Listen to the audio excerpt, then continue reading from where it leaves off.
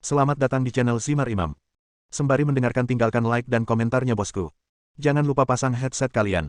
Siapkan kopi dan camilan. Lupakan pahitnya kehidupan. Mari kita dengarkan sambil rebahan. Penembak jitu terbaik. Bab 677. Para penembak jitu sangat berhati-hati dan sengaja memasang beberapa jebakan, bukan untuk mencegah orang melacaknya, tetapi untuk menunda musuh. Dengan kata lain, dia mengarahkan musuh ke senjatanya untuk serangan penembak jitu berikutnya. Setelah menghindari beberapa jebakan, Ang Li mengambil jalan memutar dan mendekati belakang penembak jitu, lalu menggunakan langkah rohnya untuk mendekat dengan hati-hati. Dari jejak yang tertinggal di sepanjang perjalanan, Lian menyimpulkan bahwa penembak jitu itu hanyalah manusia biasa, bukan pejuang. Namun sifat polisi penembak jitu masih sangat tinggi. Ketika Lian masih berjarak 20 kelompok darinya, dia benar-benar menyadari bahwa dia bahkan lebih kuat daripada prajurit biasa. Lian segera menendang batu dan menabrak pohon untuk mengalihkan perhatian musuh. Segera setelah itu, Lian dengan cepat bergegas dan menekannya sebelum pihak lain dapat bereaksi. Jangan bergerak. Ang Li mula-mula mengatakan sesuatu dalam bahasa Inggris, lalu mengulanginya dalam bahasa Rusia. Penembak jitu itu melawan dengan putus asa, tetapi dia bukan tandingan Ang Li dan ditekan sampai mati. Wanita. Ada perasaan lembut di bawah telapak tangan Lian, dan ketika dia melihat ke bawah, dia melihat dada penembak jitu itu terangkat. Melihat wajah orang lain, meski sengaja dihitamkan dengan lumpur atau sejenisnya, tidak sulit membedakan tanda wajah tersebut. Jika dia berganti pakaian, dia pasti akan terlihat cantik pada umumnya. Pada saat yang sama, Lian memperhatikan bahwa pakaian di sisi lain adalah milik tentara Jerman. Sudah dipangkas, tapi tetap tidak pas. Dia menggunakan senapan mesin nagan paling terkenal selama Perang Dunia II. Banyak penembak jitu legendaris menggunakan senjata ini untuk membunuh musuh. Karena pihak lain adalah seorang wanita dan dia mungkin berada di Uni Soviet, Ang Li memikirkan penembak jitu wanita yang hebat selama periode ini. Lyudmila Mihailovna Pavlyuchenko. Dia adalah pahlawan sejati Uni Soviet. Dia memikul pertempuran yang seharusnya menjadi milik laki-laki di pundak perempuan dan membunuh 309 musuh. Faktanya, Lyudmila Mihailovna Pavlyuchenko membunuh jauh lebih banyak dari jumlah ini. Ang Li berspekulasi bahwa alasannya sangat sederhana. Akan ada celah besar dalam statistik selama pertempuran. Terkadang, penembak jitu yang bertarung sendirian tidak bisa mendapatkan bukti telah membunuh musuh, sehingga mereka akan terlewatkan. Mungkinkah dia Lyudmila Mihailovna Pavlyuchenko? Lian bingung, dan berkata dalam bahasa Inggris dan Rusia, "Jangan takut, saya tidak akan menyakitimu, saya hanya ingin menanyakan beberapa pertanyaan." Penembak jitu wanita itu hanya meronta tetapi tidak berbicara. Tak berdaya, Lian bertanya lagi dalam bahasa Jerman, menebak apakah dia mungkin orang Jerman. Tidak mungkin meskipun dipikir-pikir. Pihak lain hanya mengenakan seragam militer Jerman dan sama sekali tidak mungkin dia orang Jerman. Tidak peduli bagaimana Ang Li bertanya, penembak jitu wanita itu hanya meronta dan tidak berbicara. Tepat ketika keduanya menemui jalan buntu, Lian tiba-tiba menjadi waspada dan menemukan seseorang mendekat. Berbohong. Lian memberi isyarat kepada penembak jitu wanita itu untuk diam, lalu menunjuk ke arah asal suara itu. Penembak jitu wanita dengan cepat menyadarinya dan berhenti meronta. Baik Ang Li maupun penembak jitu wanita tidak memiliki peralatan penglihatan malam, jadi mereka hanya bisa mengamati di malam hari, dan jangkauan yang bisa mereka lihat sangat terbatas. Saat musuh kembali mendekat, Ang Li memberi isyarat kepada penembak jitu wanita tersebut untuk menghadapi musuh terlebih dahulu, lalu melepaskan musuh tersebut. Penembak jitu wanita memandang Lian dengan curiga, lalu mengarahkan pistolnya ke arah suara dan dengan cepat memasuki mode pertempuran. Segera, tim penembak jitu muncul di depan mereka. Salah satunya memegang senapan sniper Jerman, dan yang lainnya memegang senapan mesin ringan. Keduanya terlihat sangat berhati-hati, tapi Lian menyadari ada yang tidak beres. Mereka tidak memiliki pasukan polisi yang seharusnya dimiliki oleh penembak jitu, dan mereka tidak menyadari bahwa sabit kematian sudah ada di leher mereka. Lian melihat lebih jauh, merasa ada seseorang di belakangnya, tapi dia tidak bisa melihatnya karena jaraknya. Bang! Pada saat ini, penembak jitu wanita menarik pelatuknya, dan pertama-tama menembak pria yang memegang senapan sniper di sisi berlawanan dengan satu tembakan, lalu melepaskan tembakan lain, membunuh pria lain yang tergeletak di tanah berusaha menghindar.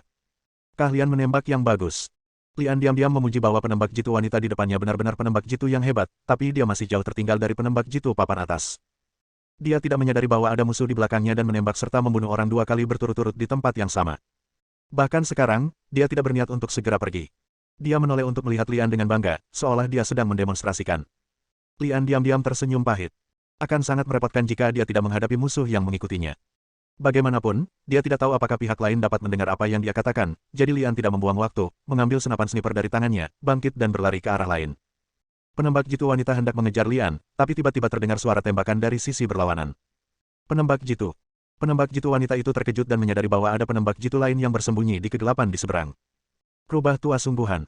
Selain itu, senjata yang ada di tangan rubah tua ini harusnya lebih canggih, setidaknya dengan kemampuan penglihatan malam. Hal ini memberi lawan keuntungan besar di medan perang. Desir, desir, desir. Salju sudah mencair setelah dibombardir, tapi Anda masih bisa mengeluarkan suara saat menginjak reruntuhan. Dalam kegelapan, penembak jitu di seberang bergerak seolah tidak ingin kehilangan mangsanya. Penembak jitu wanita itu mengerutkan kening dan melihat ke arah kiri Lian. Dia khawatir, tetapi dia tidak berani pergi, takut dia akan menjadi sasaran rubah tua. Bang! Sesaat kemudian, suara tembakan kembali terdengar di kegelapan. Penembak jitu wanita itu tidak stabil dan tidak peduli.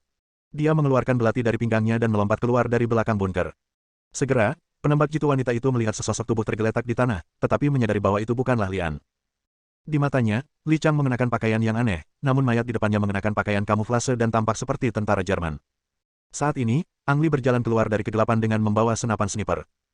Setelah mengembalikan senapan sniper tersebut ke penembak jitu wanita, keduanya berjalan menuju almarhum bersama-sama. Tidak peduli di tempat atau periode apapun, Ang Li membutuhkan beberapa senjata untuk membela diri.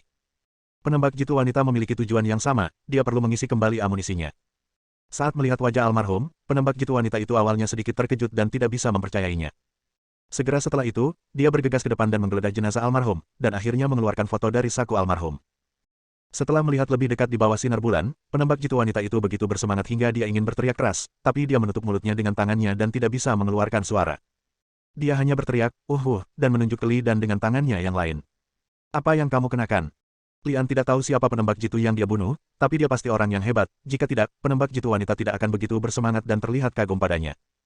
Lian tidak peduli dengan orang mati itu, jadi dia mengulurkan tangan dan mengambil senapan sniper yang digunakan oleh orang mati itu. Buatan Jerman, dilengkapi dengan penglihatan dan beberapa kemampuan penglihatan malam. Teknologi ini sangat kasar jika dibandingkan dengan teknologi modern, namun pada saat itu sudah sangat maju. Bab 678. Penembak jitu wanita memandang senapan sniper di tangan Lian dengan rasa iri. Lian tersenyum tipis, menyerahkan senapan sniper di tangannya kepada penembak jitu wanita, lalu menunjuk ke senapan sniper di tangan orang lain dan dirinya sendiri. Hal ini untuk bertukar senjata dengan lawan. Penembak jitu wanita itu sangat terkejut, tapi juga sangat terkejut. Dia mengulurkan tangan untuk mengambil senapan sniper Ang Li dan menyerahkannya padanya, lalu mengelus senapan sniper di tangannya seolah-olah dia sedang membelai kekasihnya. Inilah hubungan antara manusia dan senjata. Hanya ketika seseorang benar-benar menghargai senjata di tangannya barulah dia bisa menjadi pejuang yang luar biasa. Ang Li memeriksa amunisi dan menemukan hanya ada satu peluru tersisa di senapan Mosin Nagant. Tiba-tiba, ekspresi Lian sedikit berubah, dan dia menyadari bahwa ada musuh yang tersembunyi di kegelapan. Ekspresi penembak jitu wanita itu juga sedikit berubah, dan dia menyadarinya. Dadada. Suara tembakan terdengar tanpa peringatan. Itu adalah senapan mesin yang berat, menderu dan menyerang di sini dengan lidah api. Jika Ang Li tidak menyadarinya tepat waktu dan menjepit penembak jitu wanita itu ke tanah, mereka berdua akan tertusuk peluru. Menghindari serangan peluru, penembak jitu wanita secara naluriah mengangkat senjatanya dan mengarahkannya ke arah yang berlawanan, tapi alisnya sedikit menegang. Lian memahami bahwa penembak jitu wanita terbiasa menggunakan pemandangan mekanis, dan ini bukan pertama kalinya dia menggunakan pemandangan semacam ini dengan fungsi penglihatan malam. Terus terang, dia sama sekali tidak tahu cara menggunakannya. Bang! Ang Li menembak dan membunuh seorang tentara Jerman. Terdengar suara tabrakan di kegelapan, dan puluhan sosok menyerbu ke arahnya. Musuh ditempatkan di bawah sebelumnya. Tampaknya itu benar-benar penipuan. Mereka bertindak diam-diam untuk membunuh penembak jitu. Ada juga serangan artileri sebelumnya, mungkin untuk membunuh penembak jitu wanita. Menggunakan senjata dalam jumlah besar untuk penembak jitu tampaknya agak sulit dipercaya, tetapi sebenarnya hal itu dapat dimengerti sepenuhnya. Peran penembak jitu dalam perang tidak dapat dibayangkan, selama kondisinya memungkinkan, seorang penembak jitu dapat menahan pasukan. Oleh karena itu, musuh ingin menyingkirkan penembak jitu wanita ini dengan segala cara. Untuk tujuan ini, pertama-tama mereka menyerang dengan artileri, kemudian melemparkan dua umpan, mengirimkan penembak jitu dengan kekuatan luar biasa untuk menembak secara diam-diam, dan mengirimkan pasukan senjata sebagai pendukung. Jika bukan karena bertemu Ang Li, penembak jitu wanita itu pasti sudah terbunuh oleh peluru penembak jitu musuh. Lian menyelamatkannya, dan dia sangat berterima kasih. Namun, saat ini, dia tampak kesal karena dia tidak dapat menggunakan teropongnya, dan dia mengulurkan tangan dan ingin melepas teropongnya. Tanpa Night Vision Scope, senapan sniper ini kehilangan keunggulannya.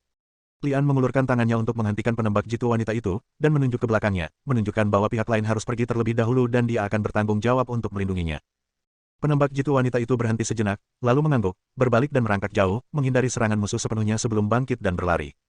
Lian juga tidak diam. Tidak ada peluru di senapan snipernya, jadi dia hanya bisa memikirkan cara lain. Pertama, mereka menggeledah tubuhnya lagi dan menemukan pistol petugas serta beberapa peluru penembak jitu dan granat. Karena kalibernya berbeda, peluru sniper ini tidak berguna bagi Ang Li. Namun, granat itu sangat berguna, begitu pula tubuh dan pakaiannya. Meskipun Lian adalah seorang pejuang, dia tidak tahan dengan hawa dingin yang membekukan. Dia melepas pakaian berlapis kapas dan pakaian kamuflase milik almarhum. Kemudian, Lian membuang mayatnya. Dadada. Dalam sekejap, lebih dari selusin peluru menghantam korban. Ang Li menggunakan mayat tersebut untuk mengalihkan perhatian musuh dan memanfaatkan kesempatan tersebut untuk melemparkan beberapa granat ke arah tempat persembunyian musuh. Musuh dan kita berjarak ratusan meter. Orang biasa tidak akan bisa melempar granat sejauh itu. Lian adalah seorang ahli bela diri. Meski skillnya baru pulih 30%, melempar granat sejauh 100 meter masih menjadi perkara sederhana bagi Ichang. Ketika beberapa granat meledak, garis tembakan musuh runtuh. Lian tidak terus terlibat dengan orang-orang ini dan mengambil kesempatan untuk mengungsi. Tak butuh waktu lama bagi Ang Li untuk bisa menyusul penembak jitu wanita tersebut.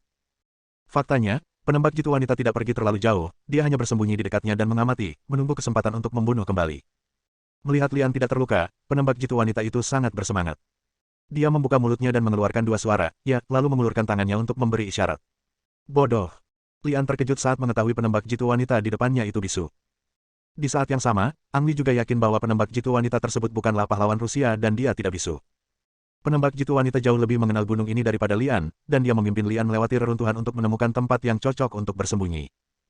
Belakangan, Ang Li mengetahui bahwa penembak jitu wanita tersebut dapat memahami bahasa Rusianya, jadi dia berkomunikasi dengan pihak lain dalam bahasa Rusia, dan pihak lain menggunakan bahasa isyarat. Awalnya Ang Li merasa canggung dan sulit memahami bahasa isyarat penembak jitu wanita tersebut, namun lama-kelamaan ia menjadi terbiasa. Bisakah kamu menggunakan senapan sniper ini? Pertemuan. Kalau begitu, bisakah kamu mengajariku cara menggunakannya? Saat Ang Li menyerahkan peluru sniper tersebut kepada penembak jitu wanita tersebut memohon kepada Ang Li untuk mengajarinya cara menggunakan senapan sniper dengan teropong penglihatan malam. Dia adalah gadis yang sangat cerdas dan belajar dengan cepat di bawah bimbingan Lian, tapi dia tidak memiliki kesempatan untuk pertarungan sebenarnya. Malam itu musuh tidak muncul lagi. Pada siang hari, Ang Li dan penembak jitu wanita memilih mengintai. Selain beristirahat dan berusaha memulihkan kemampuannya, Lian juga berusaha sekuat tenaga menjawab pertanyaan-pertanyaan yang ada di hatinya. Saya mengetahui dari penembak jitu wanita bahwa dia benar-benar berada di Uni Soviet pada awal tahun 1942. Tidak lama kemudian Jerman menyerah. Mengenai lokasi spesifiknya, penembak jitu wanita tidak dapat mengetahui dengan jelas, terutama karena Lian benar-benar tidak memahami bahasa isyarat yang dia gunakan. Yang saya tahu adalah saya berlokasi di bagian utara Uni Soviet, dekat Kutub Utara. Tidak heran kalau di sini sangat dingin. Setelah menentukan perkiraan lokasinya, Lian kembali merasa aneh. Dikatakan bahwa Jerman seharusnya menyerang kota yang sangat simbolis dari Uni Soviet saat ini. Mengapa Jerman harus menyerang tempat yang begitu terpencil? Mengenai hal ini, penembak jitu wanita tidak menjelaskannya, tetapi mengatakan bahwa dia tidak mengetahuinya. Lian melihat penembak jitu wanita itu menyembunyikan sesuatu, dan menduga itu mungkin melibatkan beberapa informasi rahasia, yang pihak lain tidak akan pernah beritahukan kepadanya untuk sementara waktu. Pada awal tahun 1942, ia terletak di Uni Soviet dekat Kutub Utara. Lian mengerutkan kening dan mulai memikirkan masalah yang sangat praktis. Artinya, jika Anda tidak bisa kembali, apa yang harus Anda lakukan selanjutnya? Membantu mengalahkan orang-orang Jerman ini terlebih dahulu, lalu kembali ke rumah. Anda harus tahu bahwa orang-orang di negara ini masih dalam kesulitan, dan banyak sekali martir yang berkorban dan berjuang demi masa depan rakyat. Lian berpikir jika dia kembali sekarang, dengan pengetahuan dan pengalaman bertempurnya, dia mungkin akan menjadi legenda. Tentu saja, ini hanya pemikiran Lian. Belum ada kesimpulan akhir tentang apa yang harus dilakukan secara spesifik. Bab 679. Kristal itulah yang membawa Ang Li ke dunia ini, dan itu juga satu-satunya cara dan harapan bagi Ang Li untuk kembali. 24 jam setelah bangun tidur, Lian menemukan bahwa kristalnya telah berubah. Warna hijau samar muncul di dalam kristal.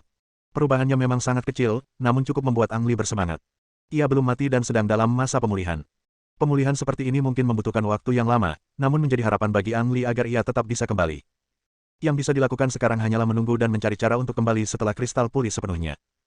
Berhibernasi di siang hari, penembak jitu wanita mengambil tindakan di malam hari. Sebaliknya, musuh memilih beroperasi pada siang hari. Ditempati oleh pegunungan, perlengkapan seperti mobil dan tank tidak bisa naik, sehingga kami hanya bisa berjalan dengan dua kaki. Yang membuat Ang Li aneh adalah bagi seorang sniper, musuh tidak perlu melakukan aksi besar-besaran. Menurut pengamatan Lian, tidak semuanya musuh-musuh ini mengincar penembak jitu wanita, tetapi lebih seperti sedang mencari sesuatu. Penembak jitu wanita hanyalah penghalang dalam perjalanan mereka ke depan.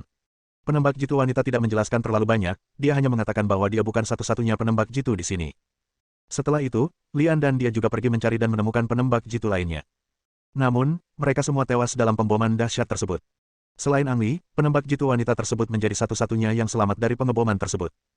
Pada malam hari, musuh akan mundur atau mencari lokasi pertahanan yang sempurna untuk menempatkan diri. Tidak ada yang bisa dilakukan mengenai hal itu. Begitu musuh rileks, mereka akan dibunuh oleh penembak jitu wanita. Apalagi setelah Ang Li muncul, level sniping penembak jitu wanita itu meningkat ke level baru. Dia seperti hantu sungguhan, membunuh musuh dalam keadaan linglung. Selama beberapa hari, keterampilan Lian pada dasarnya kembali ke level puncaknya, dan kristal menjadi semakin terang. Lian memperkirakan akan memakan waktu paling lama 1 bulan agar kristal tersebut pulih sepenuhnya. Malam itu, Ang Li dan penembak jitu wanita kembali menyelinap ke kaki gunung, bersiap untuk mengganggu dan membunuh musuh.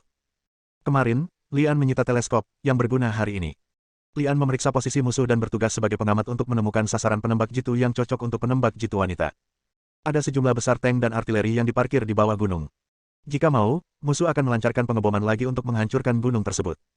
Yang aneh adalah meskipun banyak musuh yang mati dalam beberapa hari, mereka belum melepaskan tembakan lagi. Lian merasa bingung. Musuh sepertinya telah menerima semacam perintah, atau tabu, dan tidak berani mengebom gunung ini. Terjadi hujan salju lebat lagi 2 hari lalu, menutupi seluruh daratan dengan salju, menutupi tragedi yang disebabkan oleh pertempuran tersebut. Faktanya, baik Angli maupun penembak jitu wanita tidak menyukai salju. Meskipun salju menimbulkan hambatan tertentu bagi pencarian musuh, hal ini bahkan lebih merugikan bagi Angli dan penembak jitu wanita, karena mereka akan meninggalkan jejak di salju.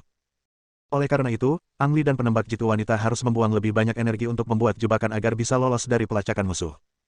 Jika salju terus turun, dampaknya tidak akan banyak. Angli dan penembak jitu wanita segera dievakuasi setelah operasi. Tidak butuh waktu lama hingga kepingan salju menutupi jejak kaki mereka. Saya hanya takut salju akan berhenti setelah turun beberapa saat. Hah. Lian menghela nafas dan melihat beberapa orang berkumpul di tepi kam musuh. Mereka berkumpul di sekitar api unggun, tampak seperti baru saja kembali dari patroli dan sedang melakukan perbaikan. Salah satu dari mereka, seorang pria berseragam militer, sedang mengacungkan pedang. Bas. Badan pedangnya sangat lembut dan tipis, tetapi sangat tajam, memotong pedang menjadi 2 bagian. Pedang yang luar biasa, kata petugas itu dengan semangat. Pedang ringan. Mata Lian juga berbinar. Sejak tiba di tempat ini, pedang bersinar itu menghilang secara misterius, dan secara tak terduga jatuh ke tangan Jerman. Ketika mereka bertemu lagi, Lian merasakan keintiman dan ingin mengambil kembali pedangnya. Tunggu aku di sini, aku akan pergi ke sana. Lian meletakkan teleskopnya dan berkata pada Anji di sampingnya. Anji juga melihat pedang ringan itu dan tahu apa yang ingin dilakukan Lian. Dia mengulurkan tangan dan meraih baju Lian dan menggelengkan kepalanya. Itu terlalu berbahaya. Lian tersenyum tipis, tidak apa-apa. Aku akan datang segera setelah aku pergi. Tidak akan terjadi apa-apa. Anji sedikit mengernyit dan akhirnya mengangguk. Setelah beberapa hari bergaul, Lian menjadi idola Anji. Ia tidak hanya memiliki kemampuan menembak yang luar biasa, tetapi juga memiliki kungfu yang sangat baik. Lian bergerak, masih sekitar 200 meter dari perkemahan musuh. Dia sangat berhati-hati agar musuh tidak menemukannya. Anji menarik napas dalam-dalam dan mengeluarkannya perlahan, membiarkan hatinya tenang. Dia selalu memperhatikan Lian dan situasi sekitarnya melalui teropong untuk memberinya perlindungan. Lian seperti macan tutul salju yang sedang berburu, diam-diam dan perlahan mendekati musuh. Ketika dia sudah cukup dekat dengan musuh, dia tiba-tiba menyerangnya seperti embusan angin. Ling Qingpu meminimalkan suara langkah kaki Lian, namun masih terdengar oleh musuh. Begitu seorang penjaga berbalik, dahinya dipukul dengan batu, dan pingsan ke tanah dengan bunyi gedebuk. Segera setelah itu, tentara yang mengelilingi api menemukan Lian. Tidak ada yang mengira seseorang akan membobol posisinya sendirian. Menurut mereka, ini pasti ulah orang gila. Angli bukanlah orang gila. Dia menyimpulkan semua kemungkinan dan memastikan bahwa dia bisa tetap hidup sebelum mengambil tindakan ini. Engah, engah. Batu-batu itu datang seperti belalang. Bagaimana jika tentara menemukan Lian? Sebelum ada yang bisa bereaksi, Lian menjatuhkannya hingga pingsan dengan batu. Akhirnya, ada petugas yang memegang pedang ringan. Ketika dia melihat Lian datang, dia secara naluriah mengayunkan pedangnya untuk menebas. Bang! Lian memukul dada petugas itu dengan telapak tangannya, menjatuhkannya. Cepat, terlalu cepat. Bahkan Anji, yang melindungi Lian, tidak menyangka Lian akan merebut pedang ringan itu dengan mudah. Saat Lian sedang dievakuasi, dia masih ditemukan oleh musuh. Suara tembakan ada di mana-mana dan peluru berdatangan seperti tetesan air hujan. Kegelapan memberi Angli perlindungan, memungkinkan dia menghindari peluru. Musuh sepertinya tidak mau menyerah dan mengirimkan tim kecil untuk mengusir mereka. Bang! Anggi menarik pelatupnya dan menembak jatuh petugas di tim tersebut. Musuh pasti memiliki bayangan psikologis pada Anji. Ketika dia melihat penembak jitu menyergap, komandannya terbunuh, dan orang-orang yang tersisa segera mundur ke dalam kam dan tidak berani keluar. Berjalan. Lian berteriak pelan, lalu Anji segera pergi. 1 jam kemudian, Lian dan Anji kembali ke gua tempat mereka bersembunyi, menghangatkan diri di sekitar api. Setelah keduanya mirip, mereka tiba-tiba tertawa. Anji menyalahkan Lian karena terlalu ceroboh dan tidak boleh mengambil risiko demi pedang. Angli berkata bahwa pedang ini sangat penting baginya. Setelah mengambil pedang cahaya, Lian memikirkan tentang pisau terbang yang sangat tajam itu. Apakah pisau itu juga jatuh ke tangan musuh? Jika iya, Angli berharap bisa mendapatkannya kembali. Bab 680. Tanpa disadari, Lian menghabiskan 1 bulan di pegunungan yang tertutup salju bersama Anji. Angli adalah penembak jitu yang sangat berbakat. Bulan ini dia secara pribadi membunuh 88 musuh. Rata-rata, 3 orang tewas dalam sehari. Polisi membenci Anji, tapi mereka tidak bisa berbuat apa-apa. Kecuali mereka melakukan pengeboman lagi, tidak ada cara untuk membunuh Anji, karena dia dilindungi oleh Angli. Bagi Angli, musuh terbesarnya bukanlah orang-orang tersebut, melainkan kelaparan. Tanah di sini sangat dingin dan tidak ada hewan sama sekali. Ditambah dengan ledakan gila sebulan yang lalu, tidak ada satupun hewan di gunung mematikan itu. Makanan menjadi hal yang paling langka bagi Lian dan Anji. Mereka hanya bisa mengais makanan dari orang mati seperti amunisi. Ini dimulai dengan lancar, karena mereka dapat menemukan makanan seperti biskuit yang dikompres pada mayat untuk memuaskan rasa lapar mereka. Belakangan, musuh menjadi semakin licik, dan pada dasarnya tidak membawa makanan atau air. Bahkan jika mereka membawanya, begitu mereka mengetahui bahwa ia diserang, mereka akan mati-matian berusaha mendapatkan mayatnya kembali, hanya karena mereka tidak ingin meninggalkan apapun untuk mereka berdua makan. Faktanya, daging manusia juga bisa dimakan. Jika Anda sangat lapar, baik Lian maupun Anji tidak akan bisa masuk ke lubang itu. Mereka lebih memilih mati kelaparan daripada memakan daging manusia. Kalau begitu, bukan kaki lebih buruk daripada binatang? Suatu ketika Lian dan Anji tidak makan selama 5 hari berturut-turut. Mereka harus makan salju untuk bertahan hidup, dan mata mereka menjadi hijau karena kelaparan. Lian melakukannya lebih baik. Budidaya seni bela dirinya membuat tubuhnya lebih kuat dari orang biasa, tetapi Anji tidak dapat bertahan lebih lama lagi. Oleh karena itu, Lian harus mengambil resiko dan menyelinap ke kamp musuh untuk mencuri makanan. Operasi itu berakibat fatal bagi Ang Li. Jika bukan karena perlindungan rompi logam aktifnya, dia mungkin sudah mati di tempat. Meski begitu, sebuah peluru menembus lengan kirinya dan menyebabkan beberapa kerusakan. Hadiahnya sangat menggembirakan. Selain roti dan nasi, Lian juga mengambil daging. Bagi mereka berdua yang sudah lama tidak makan enak, tentu dagingnya sangat menggoda. Krisis kelaparan telah teratasi. Jika mereka menghemat makanan, Lian dan Anji bisa bertahan selama sebulan. Kerugian Jepang bisa dikatakan sangat besar. Situasi keseluruhan memaksa mereka untuk menarik pasukannya dari sini guna mendukung pertempuran di tempat lain. Namun, masih banyak tentara yang tersisa di sini, masih mencari sesuatu setiap hari. Anji tetap bungkam tentang hal ini, dan meskipun Ang Li menyelamatkan nyawanya beberapa kali berturut-turut, dia masih menyembunyikan sesuatu. Tampaknya kita harus terus berjuang melawan kejahatan dalam waktu yang lama. Malam itu, kristal di Lian akhirnya kembali ke tampilan aslinya, menunjukkan warna hijau bening. Mengenai kristal ini, Lian tidak memberitahu Anji, dia hanya mengeluarkannya dan mengamatinya dengan cermat setiap kali dia sendirian. Ini adalah satu-satunya harapannya untuk kembali. Lian merasa dia bisa kembali, tapi dia tidak punya kesempatan. Terus terang, dia tidak tahu cara menggunakan kristal itu dan harus menunggu kristal itu mengirimnya kembali dengan sendirinya. Berdengung. Lian tiba-tiba merasakan kristal itu bergetar. Pada saat yang sama, lampu hijau menjadi terang secara signifikan, dan kemudian kembali ke keadaan semula. Lalu ia datang lagi, dan rasanya seperti bernapas. Apakah itu mengirimkan sinyal? Tidak, ia telah mengirimkan sinyal sebelumnya, tapi tidak pernah sekuat ini. Mungkinkah? Lian juga mirip, tapi menurutku pasti seperti itu. Teman kristal ada di dekatnya, bersembunyi di dalam gunung. Saat ini, Lian mendengar suara itu dan mengambil teropong untuk melihatnya. Anjilah yang akan memburu si pembunuh. Dia kembali hari ini lebih awal dari sebelumnya. Selain itu, Ang Li tidak pernah mendengar suara tembakan. Terluka. Lian melihat Anji membawa pistol di punggungnya, menutupi bahu kanannya dengan tangan kiri, terlihat sedikit panik, seolah dia akan menoleh ke belakang setelah berlari beberapa langkah. Jelas sekali ada seseorang yang mengejarnya. Lian melintasi Anji, untuk saat ini tidak dapat melihat musuh dalam kegelapan. Menarik pandangannya kembali ke Anji lagi, Lian menemukan bahwa bahu Anji masih mengeluarkan darah, dan sepertinya dia terluka oleh senjata dingin. Angi pergi menembak polisi, dia sangat tenang dan berhati-hati. Jika seseorang ingin melukainya dengan senjata dingin, mereka harus dekat dengannya. Sebelum terluka, Anji tidak memperhatikan musuhnya. Prajurit biasa tidak bisa melakukan ini, bahkan pasukan khusus pun tidak bisa, karena Angi adalah penembak jitu yang sangat baik. Apalagi di bawah bimbingan Ang Li, kewaspadaan dan efektivitas tempurnya jauh melebihi pasukan khusus. Mungkinkah itu seorang pejuang? Lian mengangkat alisnya sedikit. Satu-satunya orang yang bisa mendekati Anji tanpa menyadarinya adalah sang pejuang. Apalagi pihak lain menggunakan senjata dingin untuk memerintah, dan tentara lebih suka menggunakan senjata panas. Ekspresi Lian kembali gelap. Jika itu seorang pejuang, dia akan memiliki kesempatan untuk membunuh Anji secara langsung, tapi dia hanya melukainya dan membiarkannya melarikan diri. Pihak lain melakukan ini dengan sengaja, hanya untuk membiarkan Anji membawanya ke suatu tempat. Aduh! Angi melompat ke dalam bunker, keringat di dahinya, terengah-engah.